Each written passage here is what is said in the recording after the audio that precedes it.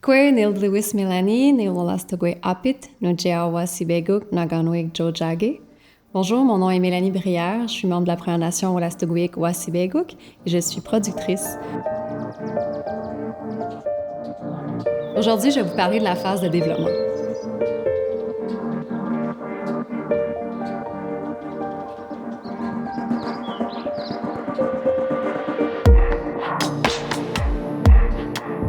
Ce qui m'a intéressée à l'univers audiovisuel, je pense dès le début, depuis que je suis jeune, j'ai toujours été intéressée par le cinéma. Je suis une grande fan des films, notamment quand j'étais adolescente, j'ai adoré les films d'Hitchcock. Donc c'est vraiment le suspense, tout le côté de comment à travers un récit, on peut faire ressentir des émotions, faire naviguer les gens à travers une histoire. J'ai toujours été fascinée par le storytelling, puis je pense que c'est ce qui m'a toujours amené, ce qui m'a amené en fait naturellement à aller en cinéma.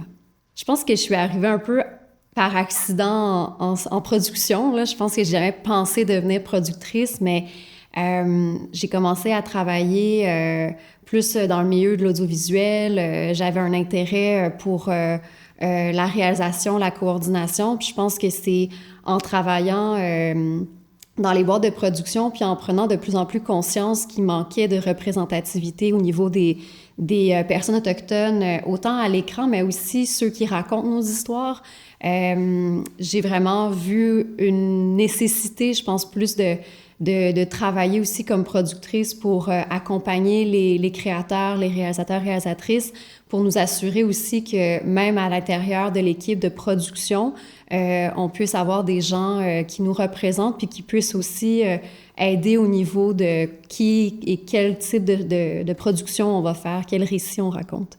J'ai toujours été fascinée par le storytelling. Pour moi, l'art, c'est vraiment un outil puissant de changement social. Donc, c'est sûr, j'ai un intérêt particulier pour le documentaire. Puis, je suis toujours à la recherche de projets qui ont un fort impact social. Donc, je pense que des récits dans lesquels on peut vraiment s'attacher, on peut créer des relations avec l'auditoire, je trouve ça toujours très intéressant. Puis, je pense que vraiment, à travers le documentaire, on peut à la fois raconter des histoires, mais aussi sensibiliser puis amener des changements sociaux aussi à travers nos récits. Le conseil que je donnerais à une personne émergente qui souhaite se lancer dans l'écriture, dans le développement d'un projet, je donnerais comme conseil de ne pas avoir peur, en fait, de visionner des films, d'aller voir des expositions dans les musées, lire des livres, de ne pas avoir peur de vraiment être curieux puis d'aller se nourrir, en fait, de ce qui existe déjà. Autant des contenus, du contenu qui vous intéresse, mais aussi qui vous intéresse moins pour vraiment définir qu'est-ce que vous aimez puis qu'est-ce qui vous interpelle moins. Ça l'aide beaucoup au niveau en production de bien définir, en fait, autant au niveau l'esthétique que comment vous allez développer vos trames narratives, par exemple. Donc, parfois, avec les réalisateurs plus émergents, je leur dis toujours, ben envoie-moi des films que tu aimes, mais aussi que tu n'aimes pas. Comme ça permet aussi de réfléchir à des propositions d'équipes de production, des directeurs photos ou des monteurs. Donc, de vraiment pas avoir peur de regarder ce qui se fait, même au niveau des réseaux sociaux. Le contenu est partout. Il faut juste voir un peu s'inspirer puis de ne pas avoir peur de penser autrement. Si on regarde la ligne du temps d'un projet, évidemment, on va commencer par l'idée. Souvent, je dis, dès qu'on a une idée, c'est un bon moment aussi, si vous avez déjà un producteur ou une personne que vous avez en tête, avec qui vous aimeriez produire, de juste la rencontrer pour discuter même de ce qu'elle recherche, de sa vision aussi, de comment elle produit, apprendre un peu plus à se connaître, puis de voir aussi si, ne serait-ce que l'idée peut intéresser cette personne-là. Donc souvent, moi, je mentionne souvent, ben ça me fait plaisir d'aller prendre un café, on discute, on apprend à se connaître, puis des fois, même avec l'idée, je peux voir s'il y a un intérêt, une connexion qui peut se faire à travers ce que je fais, ou si ça fonctionne pas, mais au moins on a un contact qui est fait, puis après, moi, je peux expliquer quel genre de projet je recherche. Donc, de ne pas avoir peur de créer des rencontres, puis d'aller voir, discuter avec des producteurs dès le début de l'idée, juste pour un peu sonder les intérêts, si ça fonctionne pour cette personne-là. Si on regarde une ligne du temps d'un projet, ben là, on aurait le moment de l'idée, une conversation qu'on peut avoir dès le début avec un producteur pour voir s'il y a un intérêt. Puis si l'intérêt est là, ben on peut rentrer ensemble en développement. Il y a du financement qu'on peut aller chercher en développement déjà pour écrire la scénarisation, que ce soit en fiction ou en documentaire. Puis ensemble, ben là, c'est le fun parce qu'avec le producteur, tu peux aussi avoir un aide, une personne qui t'accompagne en fait pour le structurer, ce développement-là. Donc, de vraiment prendre le temps aussi, moi je dis avant de partir en scénarisation, ben juste de prendre le temps de créer ta structure. Donc, le début, le milieu, la fin, parler aussi du type de trame narrative. Donc, qu'est-ce qu'on va raconter? Parfois, c'est 2 à 3 trames narratives différentes. Donc, de parfois prendre le temps de ne serait-ce que de faire ta structure, d'établir un peu la vision du temps de comment on va voir l'évolution de ton histoire. Ça va faciliter après l'écriture vraiment en détail. Donc, ça, je dirais que ce serait un résumé du développement. Puis évidemment, une fois qu'on a vraiment tout établi, les éléments nécessaires pour la production, à la fois le contenu narratif, tout ce qui touche trouver nos protagonistes, les lieux de tournage, le calendrier, le budget, donc vraiment tout ce qui touche en matière de développement, puis ce qu'on a besoin en fait pour passer en production, on va avoir tout répondu à ces questionnements-là pour ensuite aller chercher le financement nécessaire pour passer en production. C'est sûr que quand on parle d'un projet, on va souvent parler de la production, mais quand on parle d'un bon projet documentaire, par exemple, ou juste de bien définir ton storytelling puis ce que tu vas raconter, ça passe immédiatement dès la phase de développement. C'est tellement important de bien développer notre projet pour nous assurer qu'une fois en production, on soit vraiment prêt puis que tout ce qu'on peut prévoir soit déjà réfléchi. Je pense que ça débute dès le tout début de l'idée. Donc, dès qu'on a une idée en tête d'un projet, il faut prendre le temps de bien se préparer puis de bien définir, en fait, notre récit avant même de réfléchir à la production. Je dirais qu'il y a différentes phases au sein même de la phase de développement. Tout d'abord, je pense que déjà, il faut définir notre idée, nos intentions initiales. Donc, souvent, ça part d'un sujet. On a une idée qui nous vient à l'esprit. Faut définir nos intentions. Donc, pourquoi on veut raconter cette histoire, en quoi ça consiste, mais aussi notre lien avec cette histoire. Qu'est-ce qui fait qu'on veut raconter cette histoire-là et surtout, qu'est-ce qu'on veut faire ressentir à l'auditoire. Je dis toujours que pour bien définir une histoire avant de tomber dans vraiment tout le développement puis l'écriture du scénario, de faire un bon one-pager, là, une page bien écrite pour définir nos intentions puis ce qu'on a envie de raconter, ça permet toujours de nous assurer de jamais perdre de vue, en fait, le pourquoi on fait ce projet. Les éléments clés à retrouver dans un one-pager, je dirais que ce serait les intentions initiales. Donc, pourquoi voulez-vous faire ce projet? C'est important aussi de mettre de l'avant votre point de vue sur le sujet. Donc, qu'est-ce qui fait que vous, en tant que cinéaste, vous voulez raconter cette histoire ou du moins, c'est quoi le point de vue que vous voulez aborder? Ensuite, je pense que c'est important aussi de réfléchir à qu'est-ce que vous voulez faire ressentir avec votre histoire. Donc, autant au niveau du ressenti ou même qu'est-ce que vous voulez que les gens, après avoir vu le film, retiennent. Et je dirais aussi à qui s'adresse votre film. Parfois, on peut avoir différentes audiences, notamment quand on parle de projets des communautés culturelles. Bien, c'est sûr que ce que je vois, des fois, il y a des projets qui vont avoir une intention directe pour les communautés. Par exemple, si je fais un projet autochtone, bien, je peux avoir des intentions directes pour rejoindre les communautés, m'assurer qu'il y a une représentativité, qu'ils retiennent certaines choses. Puis pour le public alloctone, je pourrais avoir une autre intention. Donc, définir, ça permet aussi à la personne que vous adressez de se situer puis de mieux comprendre, en fait, ce que vous voulez raconter. C'est toujours un gros défi de faire en une page un résumé de ce que vous voulez raconter. Puis c'est pas une règle prédestinée, ça peut être sur 2 pages, mais l'idée derrière cet exercice, c'est de nous assurer, en fait, de vraiment préserver l'essentiel, en fait, du projet pour nous assurer que la personne qui va le lire n'aura pas d'interprétation ou va pas nécessairement se perdre dans ce que vous voulez dire. Donc, c'est un exercice qui peut être challengeant, mais en même temps qui est très constructif. Puis, c'est un bel exercice à faire avec votre producteur aussi. Donc, de le faire ensemble puis de le travailler, c'est quelque chose qui peut être super pertinent. Puis, de ne pas avoir peur de l'adapter, ce one-pager-là, selon à qui vous vous adressez quand vous faites un pitch, si c'est un diffuseur, si c'est un bailleur de fonds. Prenez le temps aussi de faire vos devoirs à qui vous allez le présenter pour l'adapter selon aussi les intentions ou ce que vous voulez que la personne en particulier retienne. Je pense qu'il faut voir l'exercice du one-pager comme étant vraiment une façon aussi de nous assurer de garder l'essentiel du projet.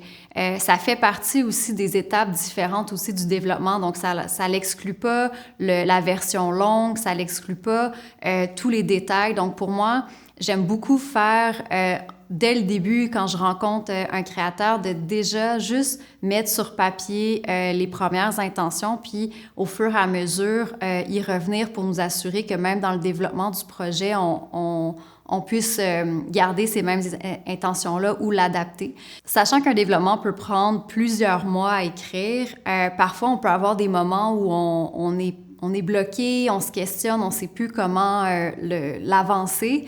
C'est des moments aussi que je trouve que c'est important de revenir au one-pager, aux intentions initiales. Parfois, ça nous aide aussi à débloquer un moment de questionnement. Donc, je pense que c'est des outils aussi qui nous permettent d'être utilisés à différents moments. Je pense qu'on sait au moment où on est prêt à passer en production, lorsqu'on sent que notre one-pager résume très bien la version longue du scénario puis de nos intentions. Donc, souvent, c'est une façon, quand on sent que on le lit, on le fait lire à quelqu'un, puis la personne comprend ce qu'on veut dire à travers la version longue, on le sait qu'on est prêt.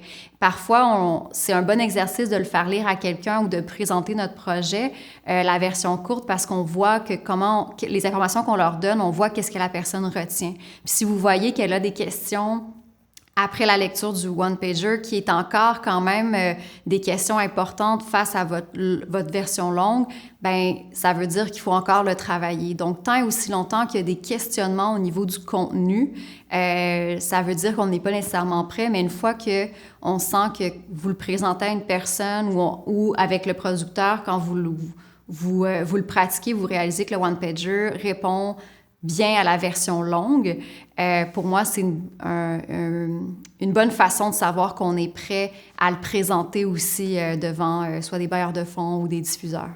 Pour savoir à quel moment on est prêt à passer en production, je pense qu'il y a des éléments clés à nous assurer qu'on a définis. Je parlais tout d'abord des intentions. C'est sûr que nos intentions sont importantes d'être définies, puis même à la fin du développement, nous assurer si elles ont évolué, changé ou si elles répondent vraiment bien. Donc, je pense que pour nous assurer d'avoir terminé un bon développement, bien évidemment, c'est de valider vraiment notre ligne directrice, notre trame narrative. Donc, est-ce qu'on a une bonne définition de la durée de notre projet puis notre évolution? Est-ce qu'on a défini nos protagonistes aussi? Est-ce qu'on a mis un bon lien avec eux puis on sait que c'est les bonnes personnes pour raconter ce qu'on a envie de raconter? Est-ce que ça rejoint nos auditoires? Donc encore là, on revient beaucoup aux intentions initiales. Donc, on repart de nos intentions pour valider si on a vraiment tout. Donc, si on s'adresse à un public adolescent, bien, est-ce que nos propos qu'on a définis, nos protagonistes sont les bons pour nous assurer de rejoindre en fait l'auditoire qu'on avait préétabli aussi, de leur faire ressentir ce qu'on avait envie de leur faire ressentir ou nous assurer aussi qu'ils retiennent ce qu'on a envie qu'ils retiennent. Je pense que pour définir à quel moment on a terminé une phase de développement, bien, c'est de nous assurer que les questions qu'on avait établies au départ dans nos intentions soient répondues. En tant que productrice, je vois mon rôle comme étant vraiment un allié, une deuxième tête aux créateurs ou créatrices. Donc, pour moi, je dis toujours aux cinéastes avec qui je travaille, utilise mon cerveau pour réfléchir ensemble à comment avoir le plus grand impact. Donc, je reviens à l'idée dès le départ, il faut qu'on établisse en une page nos intentions pour nous assurer qu'on a la même vision du projet. Donc, chaque fois, c'est de revenir à l'essentiel des intentions pour nous assurer qu'on a la même vision.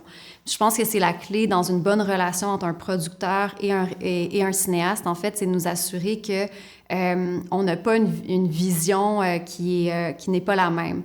Puis ça, c'est de tout le temps la valider au fur et à mesure du projet. Puis souvent, mon rôle permet aussi, des fois, plus on est dans un long processus, bien, des fois, on oublie nos intentions initiales. Donc, moi, ça me permet de revalider des choses avec le réalisateur ou la réalisatrice, de m'assurer, bien, au début, tu avais ces intentions-là. Est-ce que ça l'a modifié? Est-ce que ça l'a changé?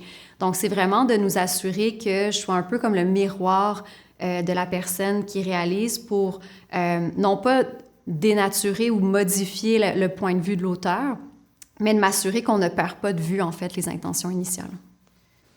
Je pense que toutes les idées sont bonnes dans la vie, mais en même temps, on ne peut pas faire un film avec n'importe quelles idées. Même chose aussi pour un sujet. Des fois, on peut avoir un super bon sujet documentaire, mais que si on n'a pas nécessairement le bon point de vue ou qu'on n'a pas déterminé exactement le bon angle, bien, on peut passer à côté de quelque chose puis faire qu'on ne réussit pas à aller en production. Pour moi, ce qui détermine en fait comment on prend une idée puis on transforme en projet cinématographique, je pense que ça part beaucoup du storytelling. Donc, il faut s'assurer d'établir le point de vue puis de vraiment raconter le récit. Donc, des fois, il y a un sujet qui peut être super intéressant, mais qu'on n'a pas le bon angle ou le bon point de vue.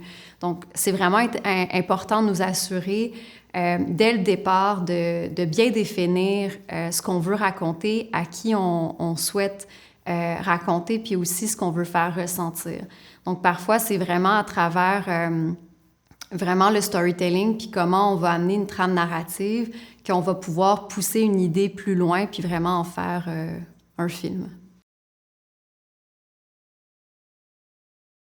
Je pense que toute personne qui cherche un producteur ou une productrice pour l'accompagner dans la création d'un projet doit vraiment bien se préparer avant de se lancer dans cette collaboration-là. Moi, je le vois vraiment comme une relation. C'est une relation qui est importante parce qu'on sait qu'un projet peut prendre des années de travail. Donc, c'est sûr que c'est important de bien choisir la personne. Donc, je dirais qu'il y a pas de moment précis qu'on peut se mettre à chercher une personne pour la production, mais ce qui est important, c'est de prendre le temps, en fait, de rencontrer la personne, poser des questions aussi. Assurez-vous, vous, de comprendre vos intentions. Donc, je parle beaucoup du one-pager. Est-ce que vous comprenez bien ce que vous voulez faire avec votre idée puis votre projet? Puis assurez-vous, quand vous rencontrez un producteur ou une productrice, que cette personne-là a la même vision que vous. Donc, pour vous assurer qu'ensemble, vous allez pouvoir amener l'idée plus loin. Puis ça, c'est vraiment important. C'est pas nécessairement tous les producteurs ou productrices qui peuvent faire tous les projets. Je pense que ça part avant tout d'une relation entre le cinéaste et le producteur. Je conseillerais à tous ceux et celles qui ont, dès le départ, une idée, de prendre le temps de l'écrire, de la mettre sur papier. Souvent, on garde nos idées dans notre tête, puis on se dit on va attendre d'avoir le film qui se dessine devant nous, mais ça peut prendre du temps. Donc, de ne pas avoir peur de l'écrire, de vraiment prendre le temps de réfléchir aux intentions, puis de ne pas avoir peur de la tester aussi, d'en parler à des personnes de confiance aussi, à travers des pitchs, des rencontres. Dans des festivals, il y a souvent des rencontres qu'on peut faire avec des gens de l'industrie. Donc, de ne pas avoir peur de le travailler, de le pratiquer, puis aussi de visionner le plus de films possible, puis de contenu autour du sujet pour voir autant ce qui se fait, ce qui manque, puis comment vous pouvez vous démarquer à travers votre projet. Mais il ne faut vraiment pas attendre trop longtemps avant d'écrire quelque chose pour nous assurer qu'on puisse vraiment visuellement voir, puis de nous laisser le temps, en fait, de la faire évoluer. Ce que je trouve vraiment intéressant, c'est qu'on sent un engouement autant au niveau de la société, des audiences, qu'au niveau des institutions, de raconter des récits à travers plus de différentes perspectives, en fait. Donc, on a vraiment un momentum où les récits, en fait, de personnes des communautés culturelles sont vraiment les bienvenus. Puis je pense que ça l'aide aussi autant toute la société à nous ouvrir à différentes perspectives aussi du monde.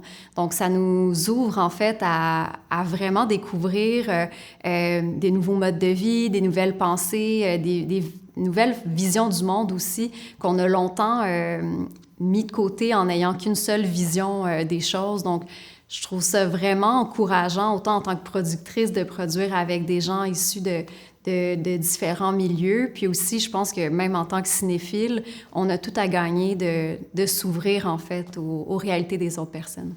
C'est sûr qu'en tant qu'Autochtone, j'ai une sensibilité, en fait, à raconter nos récits de façon authentique aussi, puis de nous assurer de préserver la souveraineté narrative. Je pense que pour les communautés culturelles, on a longtemps raconté nos récits à notre place, puis c'est sûr que dans le milieu du cinématographique, on a longtemps eu seulement une perspective, ce qui fait que parfois, qu'on arrive avec notre vision du monde ou notre façon de raconter, ben c'est sûr qu'il faut nous assurer, en fait, de le faire de façon authentique, puis ça peut demander un certain temps aussi pour des institutions qui ne sont pas nécessairement habituées ou outillées, en fait, pour le faire. Donc, je pense que c'est encore plus important de s'encadrer ou d'être accompagné, en fait, par d'autres personnes, autant de sa propre communauté ou de gens, en fait, qui ont cette sensibilité ou cette compréhension de ce que signifie, en fait, raconter nos histoires différemment. Puis ça, ben c'est quelque chose que même si vous avez un producteur qui n'est pas nécessairement habitué de raconter ce genre de récits-là, par exemple pour les projets autochtones, ben c'est toujours quelque chose de possible de demander à la production d'avoir un conseiller, une conseillère, une personne qui est là pour vous appuyer, vous supporter et faire en sorte aussi que la production soit accompagnée, pour pas que, en tant que créateur, vous vous retrouvez à éduquer ou à devoir un peu être la seule personne à expliquer comment se passe, comment on raconte en fait votre histoire. Donc c'est sûr qu'en tant qu'Autochtone, je dirais que c'est toujours un défi de nous assurer de préserver cette souveraineté narrative-là, mais qu'on est vraiment dans un moment où la société est très sensible et a une ouverture pour ça. Puis je pense que de plus en plus, il y a des boîtes de production et des gens qui travaillent fort à développer une vision plus holistique de la production. Donc, c'est notamment moi, ce que je travaille beaucoup à faire, c'est de m'assurer de décoloniser mes propres pratiques cinématographiques pour m'assurer qu'on puisse créer des projets de façon holistique qui répondent davantage aux visions du monde autochtones et aussi qui peut aussi être en lien avec d'autres communautés culturelles.